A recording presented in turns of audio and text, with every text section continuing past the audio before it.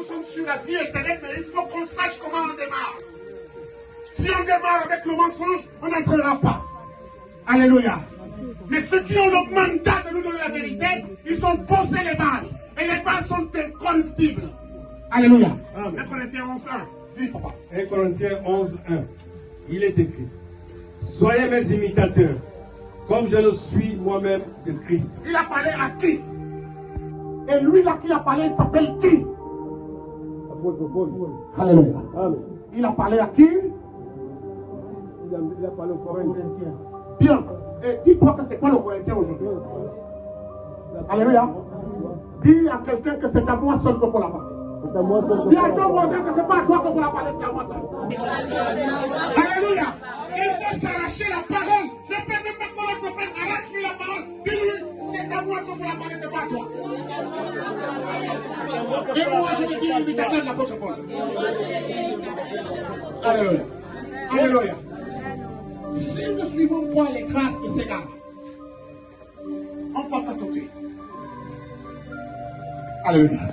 Et Pierre nous a dit de faire très très attention parce que le faux prophète est entré. N'est-ce pas? Yes. Mais est-ce que vous avez la marque qui discerne, qui marque la différence entre le faux et le vrai? Alléluia. Tous utilisent la même parole.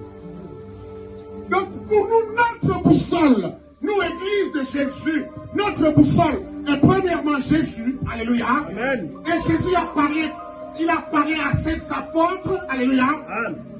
Et nous n'étions pas là quand les apôtres ont écouté Jésus, alléluia. Ils nous ont laissé la trace et nous suivons la trace des apôtres. Rien de plus, rien de moins.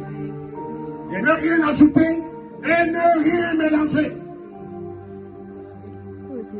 Alléluia. Amen. Lorsqu'on est positionné là, alors nous commençons à trouver les pas de l'apôtre Paul. On va commencer à imiter le langage de l'apôtre Paul. On va commencer à imiter les actions de l'apôtre Paul. Alléluia. Nous allons commencer à imiter la manière de parler de Paul.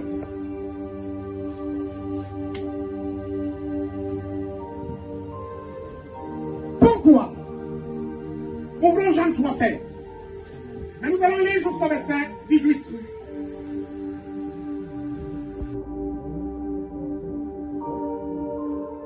Jean 3, 16. Jean 3, verset 16 à 18.